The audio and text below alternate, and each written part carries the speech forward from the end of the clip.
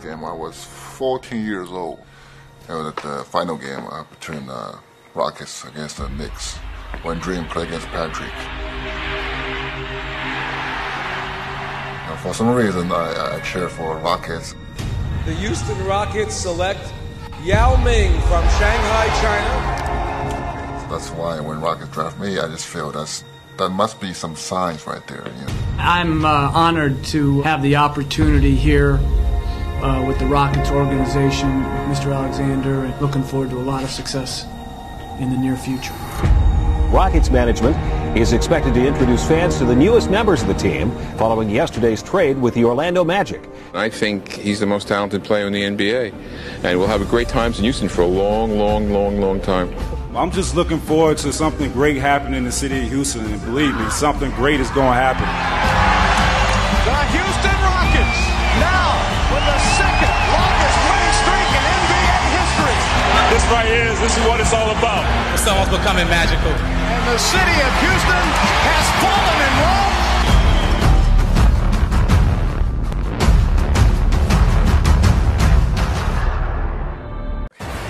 The Rockets looked at those two guys together and said, okay, this is the future. Every franchise is trying to get what we now have. Tracy and Yao was as good a tandem as you could hope to coach. At that time, there was no more dynamic player than Tracy McGrady in the league. Here comes McGrady. Oh, he just sucked the gravity right out of the building. You talk about amazing players in the history of the league, he's got to be up there.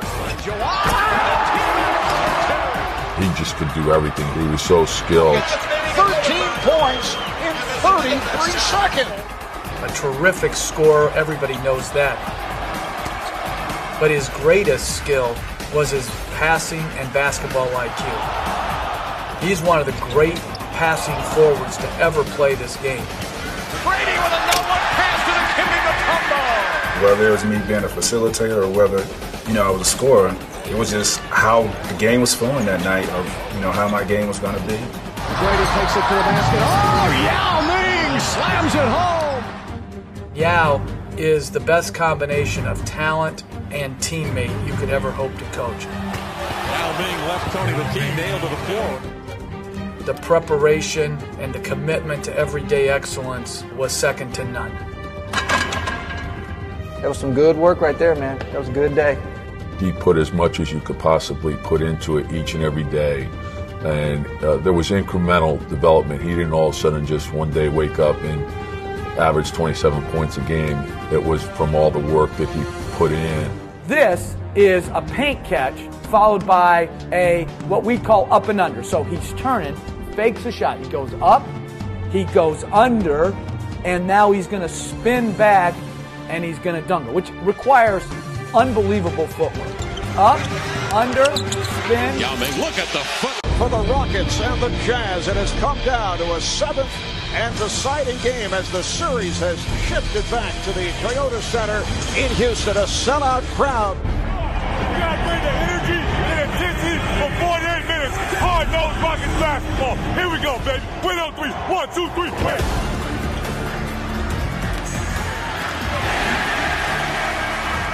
This game basically defines the season for Jeff Van Gundy and the Rockets. McGrady goes to the crossover and scores! And the foul!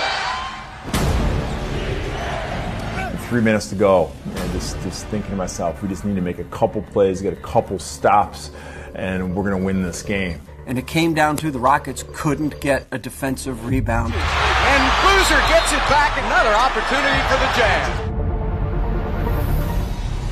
Okur again for three. The Utah Jazz have won here in Houston. This team is going to go as far as I take them. And maybe I could have did more, but it didn't happen. I tried, man. I tried. That was really a team that was built to go further and would have gone further. I absolutely believe if they win Game 7 at home, the next round would have been against Golden State. I think they would have ended up in the Western Conference Finals. We knew we missed a golden opportunity to make a run. you know what? There's no shortcut. You have to put your passion into the summer workout and prepare for next season. Maybe I could have got those loose rebounds down the stretch of the game. That was kind of the fluke that changed everything, changed Rockets' history of that time. Would it be a mistake if he's not back next year? As far as I'm concerned, he's still our coach, and that's all I can give you. I don't know. Because we had such a core group that played under Jeff Van Gundy, I felt like, we needed, 1 or 2 more years with Jeff. Jeff kind of goes into a couple days of real reflection, and the Rockets need decisions. They act quickly. He's not ready to act quickly. I sit back and I do a lot of thinking every year. So to me, that's not going to be any different, this year. And when Jeff Van Gundy kind of vacillated, do I want to coach? Do I not want to coach? Well, the Rockets moved on. And by the end of the week, Leslie Alexander's interviewing Rick Adelman, and nothing was going to change it by then. Rick's going to be the coach. Jeff and I had a conversation, and he gave them the opportunity to go out and talk to people, and my name was mentioned, and he said, I told him you'd be a great candidate. And so that's how it all happened. I would never have interviewed if I didn't know that Jeff was on board with it and everything. One of the key guys we targeted was Luis Scola. He was a overseas draft prospect for the San Antonio Spurs. He was a big deal, and he had played on an international stage. I always dreamed about playing in the NBA. It was almost an obsession for me. He's property of the San Antonio Spurs. There's certainly some rumors going on about some other teams wanting to obtain the rights to Luis Scola. The key is checking if there's any developments on Scola, because he's negotiating with the European team right now. He has an offer on the table from them, and so he's probably waiting on San Antonio to match or make a competitive offer or trade him. The Spurs are facing a deadline where they either have to make a deal to sign Luis Scola or trade him to a team that will sign Luis Scola by a certain date, or Scola would have remained in Spain with Tau Ceramica. The Spurs had a pretty good 4 at the time, and Tim Duncan. San Antonio didn't have the needs of what I would bring, and for a minute I thought I was never going to make it. If Scola is traded, then that increases the probability Scola comes to the NBA. Right. The Spurs are very close to a deal with Cleveland, and then that deal falls apart, and Daryl Morey jumps in. And then all of a sudden, the Rockets shows up, and they trade for me, and they sign me a minute later, and I was here, and I was really, really excited. It was career-changing, of course, but life-changing too. We're here to introduce Luis Scola to the Rockets family. The only one more excited than us is Luis. Argentinian Brinks job by Daryl Morey. Spurs have made many errors the last 15 years. They ostensibly gave away Luis Scola to the Rockets. Basically getting Scola for Vasilis Spanoulis. I was thinking, these guys just made my dream come true. I'll have to really, really work hard to pay back. The guys, the faces that we have in here is just, the talent that we have is unbelievable. When we brought all those guys in, I said this is going to be a fun training camp. One thing we learned very quickly about Daryl Morey is that he loved talent. And so training camp was really, really tough. You didn't bring it, there's going to be someone right behind you that would take your place. Thought I was going to come to the NBA and just take over. Get to training camp, Mike James, Rayford Austin, Luther Head, John Lucas, Steve Francis, all point guards, combo guards. I had a pretty open mind as to who was going to play and who was not going to play, and Rayford just outplayed everybody. Rayford got the job, rightfully so, because I felt like Rayford was the guy to be able to control where the ball goes. He had a great feel for the game. A chance to tie or take the lead. This is Fisher for a 2. Here comes McGrady. A screen by Yao. It's Battier for 3. Oh, he got it! What a shot by Battier! Timeout Los Angeles. Oh, my. We actually got off to a quick start. 6-1, feeling really good about ourselves. You want to try to separate yourself early just to give yourself the margin of error for mistakes or if you hit a slump.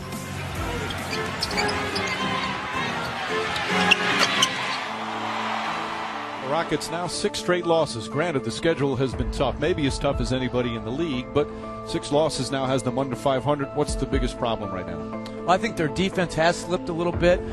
Rick Adelman coming on board for all his credentials, this inevitable transition. It's the first experience I've had with this team, so I have to find out how different guys respond. He had to deal with some challenges. When you're trying to get to know a new team, getting them to try to buy into change is not the easiest thing. I was still trying to get over not having Jeff Van Gundy around. Both coaches are different. They have a different style. Jeff Van Gundy was about defense, defense, defense. Very emotional. Every game was game 7 of the finals. When Rick came in, it was totally different. Rick was a lot more laissez-faire. We had a lot more offensive freedom. But he was reworking the offense to more of the motion game, more of the corner-driven offensive game. Now posting up again against Bonner. Beats it to Battier.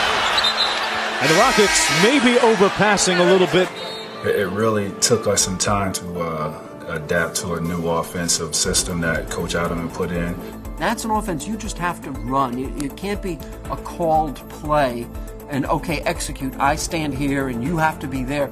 No, it's read, react, and move. It can't be mechanical. Well, another turnover by Houston. Memphis on a 7-0 run. And Rick Adelman needs a timeout.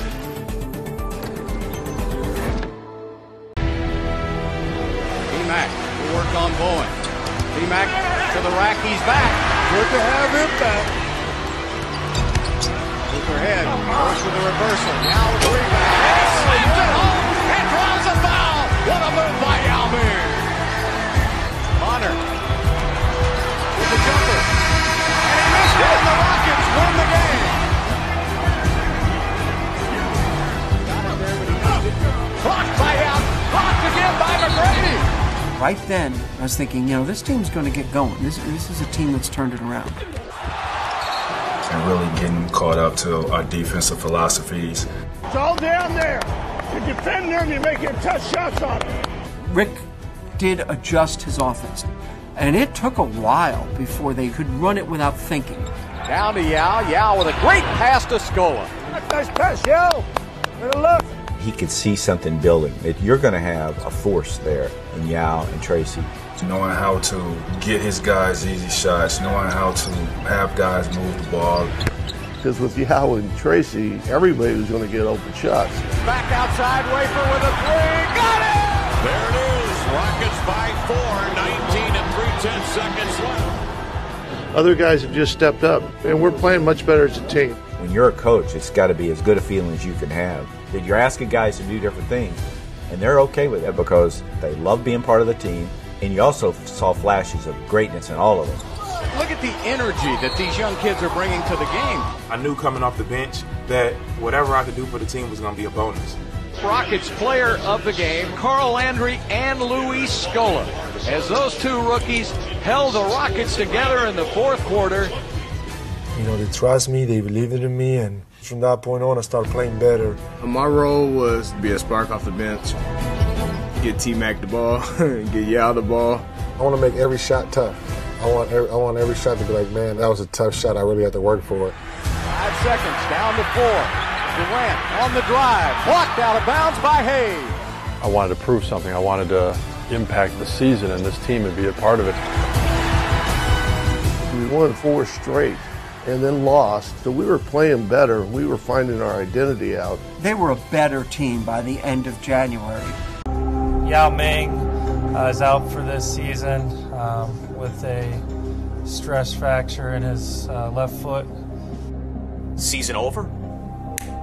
Like that. Like that. Yao Ming has had increasing soreness in his left ankle. The first time I feel that foot a little bit wrong is against New Orleans. Yao's going in. Well, I don't think he's hurt, but if he's done for the game, you might as well get him back there and let him ice down. I never had that kind of feel before. I feel a little bit strange. Said I need to take a look. He was in our office, and I told him that it showed something we really weren't expecting. He was clearly disappointed. I was stunned for like hours, just sitting thinking, what is the next step? Maybe there's a mistake. This morning I feel so hard for walking in this building. I know I need May and coach need to tell my teammate the situation.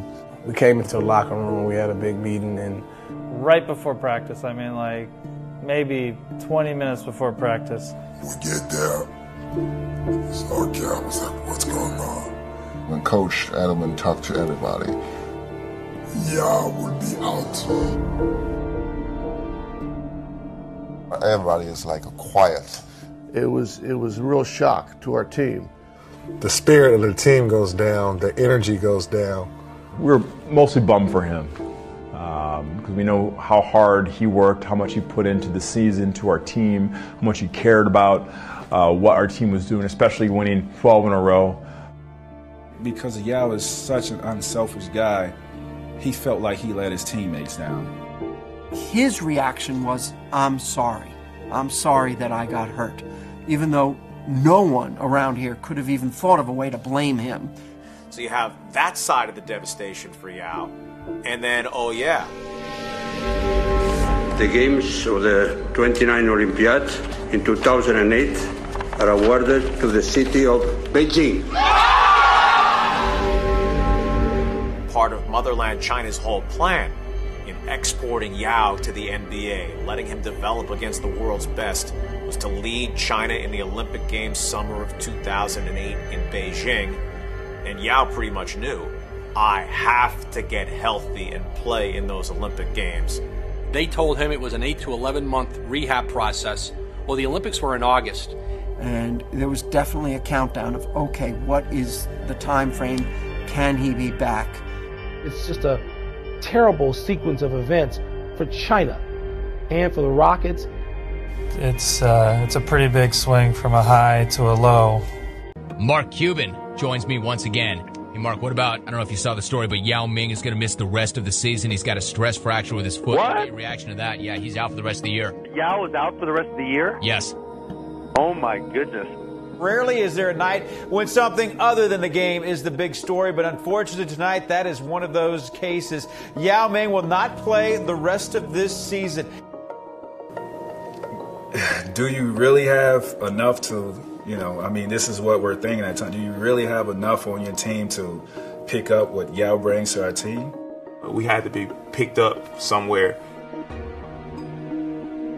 I get a call from Coach Rick, and I go in there and they say, you're starting. Whatever your name is called, you have to be prepared to go and fulfill your duty. I didn't know if he could help us, or especially when he's playing behind Yao, it takes him a while to get going. It was no way, I'm telling you the truth, that anybody, even from outside, could have walked in, break the spirits, because the momentum was so good. I convince everybody that we can do it. We're still a good team. As long as everyone do their part. Back to blocks. Blocked by Mutombo, and he says, get that stuff out of here. Mutombo is still a great defensive presence. Mutombo with another block. I could not believe the guy. He just played at such a level for us. And he was dominant. It was like it was 1995 all over again. It was all passion and energy, and he was running around in the wrong place half the time, but it didn't matter. He just really changed the complexity of our team. Our defense immediately went from #1 in the league to like one of the best defenses ever put on the floor. The Wizards have managed only 18 points, and we're less than a minute from halftime. T-Mac to the rack. And we're so fortunate that we have Dikembe there. It really set a tone for the game and for the rest of the team. To ask Dikembe to step in for Yao Ming and play that well was remarkable. And Dikembe was in such good cheer about it, and he had so much fun. It thrilled him to be able to be part of that at that point of his career. The spirit that Dikembe plays with and brings to the gym every day really reignited that team. Every player in the locker room was doing a Dikembe Mutombo impersonation. Good morning, good morning, good morning. Come here, Rook. Let me talk to you, Rook. Just ref the game. Don't worry about us. Don't worry about us. Just ref the game, ref. Luis Scola, my friend from Argentina. Hey, my brother. You know you got to help Yao. Don't breathe that stuff in here at all. Dikembe, he's the greatest. He's the greatest. He's the absolute greatest. He changed how our team approached games. The Los Angeles Lakers visit the Houston Rockets this Sunday. I might fly out to Houston just to see that game. That should be in every home in America this weekend. There was a lot of build-up to that game, a lot of national attention. Sunday game of the week on ABC. Everyone's here. Jeff back in the arena that day. Because, I mean, you got the Lakers. Wherever they go, it's show on the road, because you got Kobe Bryant. The streak is the story here in Houston. Kobe will be jacked up for this game without a doubt. I knew that Kobe Bryant was coming in single-handedly on national television to end the streak. Kobe's talking smack. The streak is going to end tonight. So we suited up. Let's go. Let's go for 22. 38 on the floor, comes out of there with it. Kobe, now McGrady goes and gets it. It's like a rugby scrum. You see the energy across the board. Fisher down to Kobe for the slam. McGrady going inside, drops it off to Shane, back out to Alston. He'll fire up a three. The atmosphere was it was bananas. The fans were amazing. It felt like we were playing in front of about 100,000 people. I'd never seen nothing like that. It was liver than a playoff game. To Harris inside, Hayes got it. Harris with a rebound and a putback. Who are these guys? Draper, back to Luther. He'll use the glass. Look at the ball movement by the Rockets. Mainly, I was a facilitator that night because I was getting double teamed. Tracy kept feeding me the ball. Tracy was going to his right side, throwing the ball way back to the left. Kicks it back out. Alston for three. Bang! From way downtown. Kobe Bryant with Shane Battier guarding in. Battier, one of the best defenders in the NBA. It was the most amazing challenge individually as a defender that I've had in my career. Shane Battier competes on every possession. The defense that he played on Kobe that night was tackling. Everybody knows that thing that Shane does is put his hands in his face. Just another great contest. It wasn't about how many shots he made. Bryant, hand in his face again. Tough shot from Kobe Bryant. I just wanted him to work for every single look, every single touch, every single catch that he got. It's not about his numbers. He is in the right place every single trip. Bryant, tough shot, falling away. And that ends the first half, and a standing ovation for the streaking Rockets. The Rockets are at their best when they're shooting really well from outside. How do you slow that down? I tell the guys not to worry about threes. They start to fade as the game carries on. They're going to come out. They're going to be very aggressive. Very aggressive this half. This third quarter, they're going to try to get to the basket, get to the free throw line. Fisher. Inside. Odom. Bryant. Nice move. The Lakers very quickly right back in the game. Somewhere along the line, we were going to crack.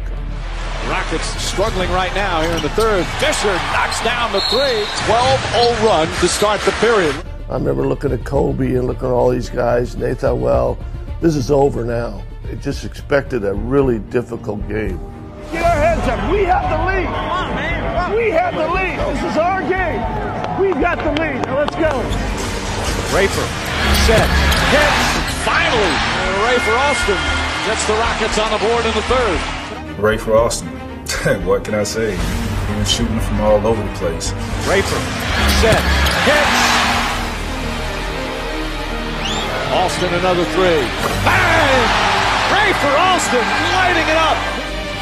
I shocked myself. I know I shocked my teammates. I know I shocked the Lakers.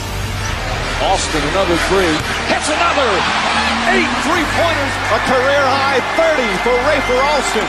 I tried to chip in and hit some timely baskets here and there. Brady.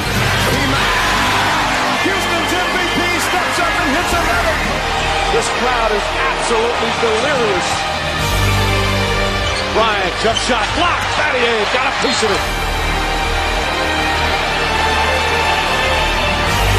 The quintessential team putting in one of those total team efforts here this afternoon.